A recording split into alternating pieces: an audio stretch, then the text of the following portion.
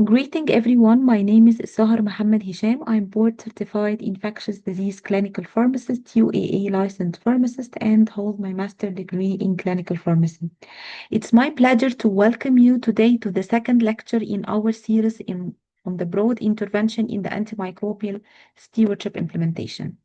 In our first lecture, we focused on the pre-authorization strategy, discussing how to start, what challenges and obstacles commonly arise, and how to properly design and implement a restricted antimicrobial list. Today, we are moving beyond restriction to discuss the most commonly used broad intervention in the stewardship practice, which is prospective audit and feedback. This powerful tool is not only guides antimicrobial use in real time, but also builds a collaboration and education among prescribers, making stewardship more susceptible and effective. For those who missed the first lecture on the pre-authorization, you will find the link on the description box on the YouTube below, and you can go back and watch it anytime. So let's dive into the power for prospective audit and feedback in the AMS and explore how it can strengthen your stewardship program.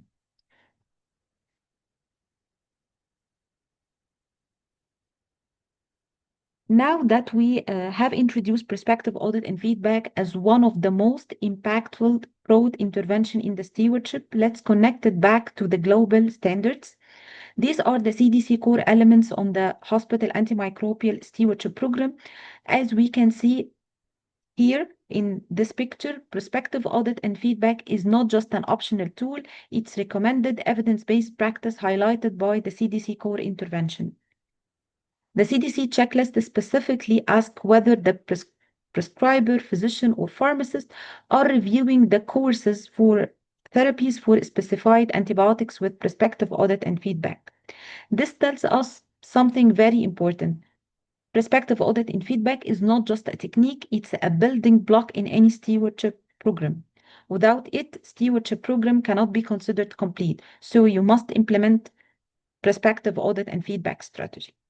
So, as we can move forward, let's explore how prospective audit and feedback can be effectively implemented and what strategies works best and how to transform prescribing pattern and prescribing practice in your facility. So, now we have seen how prospective audit and feedback is embedded within the CDC core elements. Let's take a moment to really understand what is prospective audit and feedback. As its core, prospective audit and feedback is simply a structured review. It's a structured review for ongoing antimicrobial therapy after it has been initiated within 48 to 72 hours. The key feature is that the feedback is delivered directly to the prescriber, which is very important tool in education. Also, it optimize, de-escalate, or provide IV to oral switch or even stop therapy altogether if it is not needed. Prospective audit and feedback is designed to target all the critical aspects for antimicrobial therapy, like appropriateness, which is the indication, the true indication for the using for antimicrobials, the spectrum for coverage, the dose and the route of administration, as well as the duration of therapy. And most importantly, it must be aligned with the guidelines. So it must be a reason and a reason and a proper documentation for the clear indication and how it is aligned with the guidelines. And it is to make an implementation easier in practice, I will share with you a suggested specified audit sheet I have designed it to you to help you to put it in practice and to consider all the essential elements and don't miss any of those elements during your prospective audit and feedback process. Here is the practical tool you can use in your implementation. The prospective audit and feedback sheet. This sheet is being adopted or taken from the AHARC antimicrobial stewardship toolkit. Okay, it is designed to guide you through the structured review after 48 hours to 72 hours from being or for the patient to be prescribed with antibiotics or after antimicrobial initiation. The first section captured the basic patient information, as you see, the name, age, weight, unit, admission date, and the indication for antibiotic therapy. And it's usually um, being completed with someone who audits or someone who is being used to make the prospective audit and feedback. Okay, this ensures that every audit is being linked to the clear clinical context. The second section is the antimicrobial therapy review, and here is your document which antibiotic is being prescribed and when it was started, and this helps you to quickly see whether the therapy is within the expected time frame or not. Okay. This sheet also covers 10 key stewardship checkpoints, which is the documentation, indication for each antibiotic, and the therapy. Is the therapy guidelines concordant? If the spectrum is appropriate, or can we de-escalate based on the culture result? Can we switch from IV to oral? Is the dose optimized for the renal and hepatic function, the body weight, and the severity of illness? And importantly, is there is any duplication? Is there is any drug-drug interaction or adverse events has been identified? By walking through each of these points, we avoid missing any critical opportunities to optimize the therapy. The final section in the feedback is the recommendation area, and here the stewardship team can document whether to continue the current regimen, to de-escalate, switch from IV to oral, or adjust the dose or the route to stop therapy, or provide another tailored recommendation. It also includes the signature for the reviewer and the date time for review to ensure accountability and documentation. So, after we have seen what is the prospective audit and feedback and how to apply it practically, the natural question is why should we use it? Why we should implement prospective audit and feedback?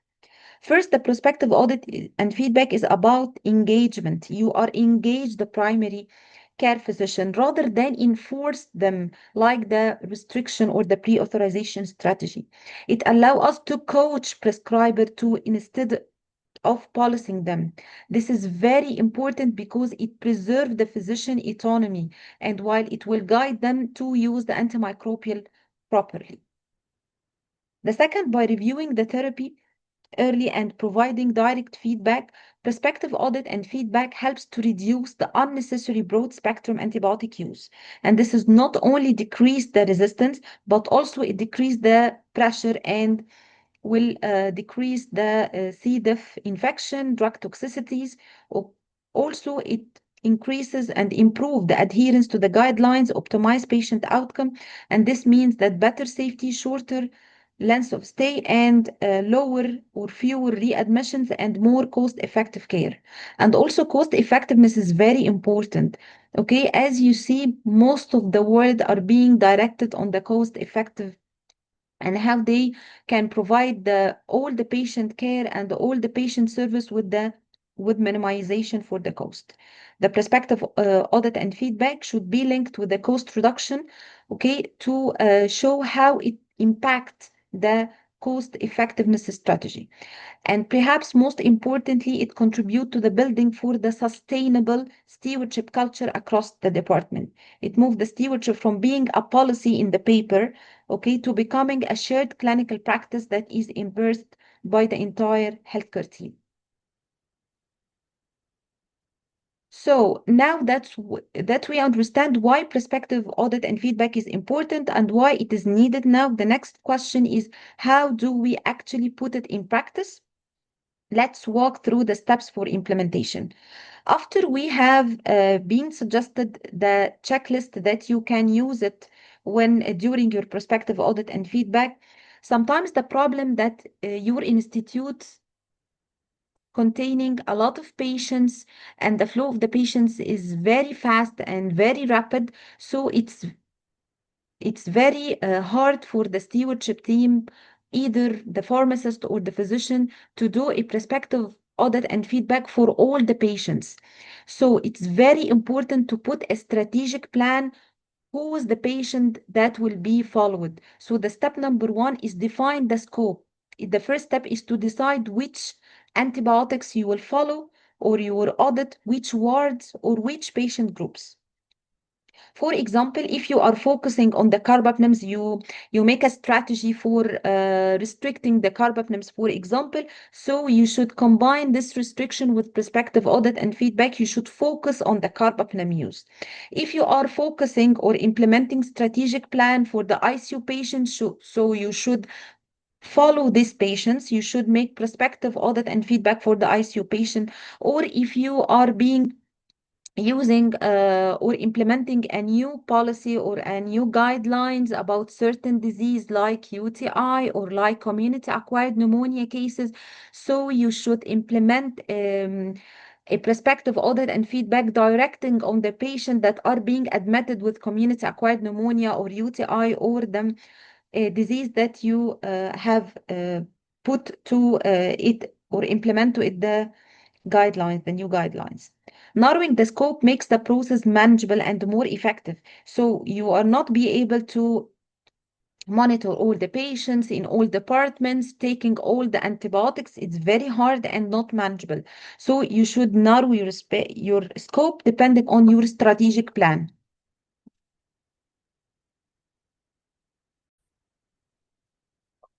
So the step number two is to how to set an audit criteria. Next, you must agree on what will be checked during the review. This typically include the confirming for the indication and ensuring the spectrum is appropriate, verifying the doses, route, and duration according to the guidelines. Also, at this point, the suggested prospective audit and feedback checklist will help you. Then we will move to the step number three, which how to conduct the and when to conduct the audit. Here is the real work begin. Prescriptions are reviewed every 48 to 72 hours of initiation. At this point, we can collect labs, cultures, data, and you can assess the patient clinical progress. On step number four, you should provide a feedback. Okay, this feedback should be timely and with a constructive feedback delivered directly to the prescribers, and the option may include continuing the current regimen or narrowing the spectrum, switch from IV to oral, or evenly stop the therapy. Step number five is to document and close the loop. We usually finally record your intervention, whether or not the prescribing accepting them, and tracking the patient outcome. And it's very important to record whether or not your recommendation is being accepted by the prescribing, and also you should correlate this acceptance or rejection with the tracking for patient outcome. Sharing this result with the team regularly will help to maintain the transparency and reinforce stewardship culture.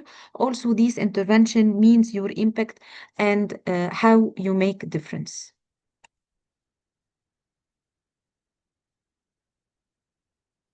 So, we have gone through the steps of how to implement prospective audit and feedback in a structured way, but the real challenge is how to we make it practical, efficient, and sustainable in daily workflow. These are the most common tactics that you can use it to help helping you to put it in practice. First, you can use the EMR, electronic medical records tool, if you have it in your institute. Start by making use of electronic medical record system. You can generate automatic alerts or list to the patient starting on targeted antibiotics like carbapenems, vancomycin, and review these within 24 to 48 hours. This saves times and ensure no patient is being missed. Standardize the feedback. Don't reinvent the wheel every time you give the feedback. Instead, you can use ready-made smart phrases, and this will help you and also will decrease the time for giving the feedback by using ready-made templates and ready-made phrases like please de-escalate to the narrower spectrum based on culture, switch IV to oral, switch when suitable, stop date 7 days pre-protocol, and this approach will keep a feedback clear, consistent, and evidence-based. Support the prescriber with the quick tools like easy to access resources like pocket cards, posters, one-page sheets for the common infection. These small tools can make a big difference by reinforcing stewardship principles at the point of care. So we have talked about the tactics, okay, that makes prospective audit and feedback is effective in practice, but remember, no intervention is complete unless you measure your impact. So by tracking your outcomes is very important. Here we can evaluate the prospective audit and feedback. We focus on the matrix that are truly matter. These can be grouped into four main categories. First, the primary matrix, which is mainly focused on the consumption and how you are consumed, the targeted agent, and the percentage for the prescriber acceptance and feedback. And this is very important to calculate monthly acceptance for the prescriber's feedback, for the prescriber acceptance for your feedback. Okay, this will tell you how much antibiotic use has been changed and how well clinicians are being engaged in the program. Second matrix is including the cost saving, the time for IV to oral switch, and the adherence to the guidelines for specific syndromes like pneumonia, UTI, and this reflect the efficacy and alignment to the best practice. Also, you can measure the outcomes by measuring the length of stay, 30 days readmission, and the C. diff resistance trends from the antibiogram. And finally, review the you can review even the you can review even the process, okay, and uh, how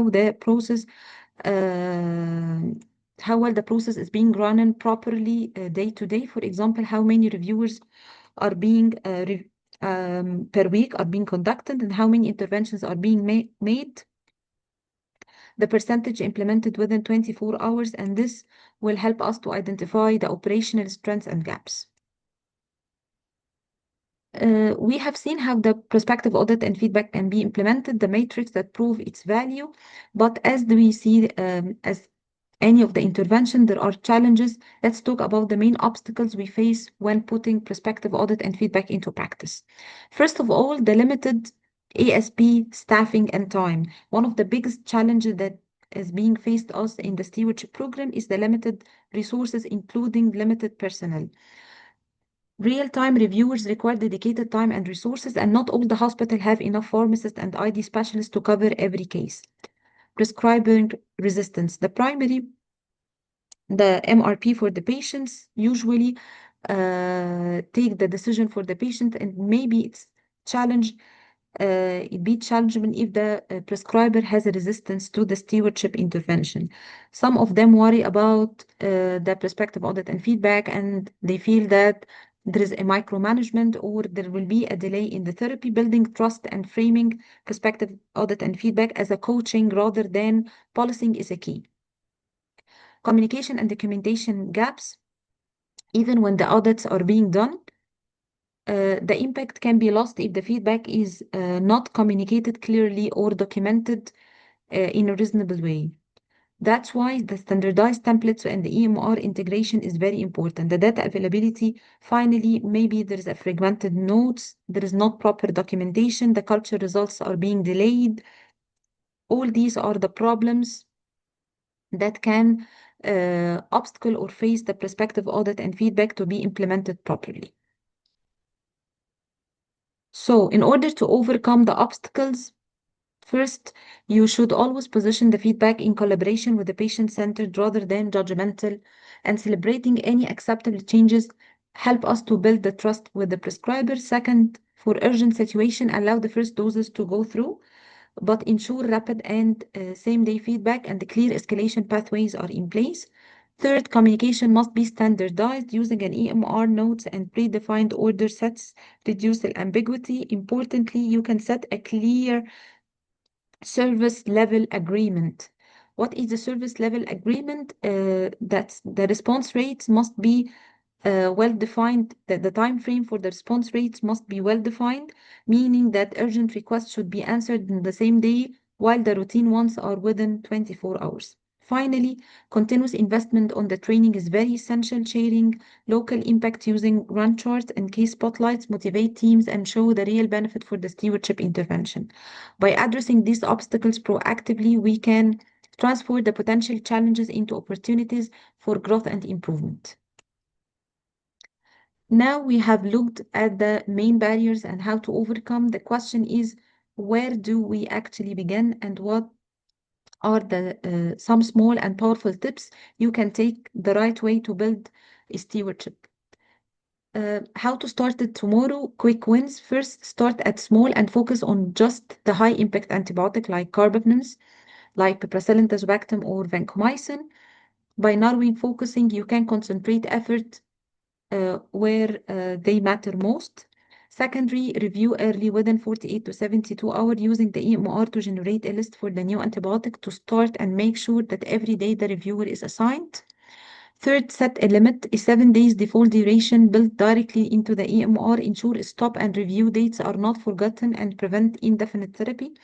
Finally, show the impact. And this is very important to show the impact by sharing simple weekly snapshots on your team, like the percentage of the feedback accepted, changes in the consumption rate, and even case of the week success story. These updates will build enthusiasm and build visibility. By starting these quick focused steps, stewardship become not only more achievable, but also more sustainable. To warm up the real power for prospective audit and feedback, okay, it's uh, transformation of the stewardship from just a checklist into live clinical conversion that directly improve patient care. When audit is done on a timely manner, okay, and there is a constructive or combined with a constructive feedback, there will be a safer therapy and less resistant. Measure what you change to close the loop and show your impact is very important for a sustainable stewardship program.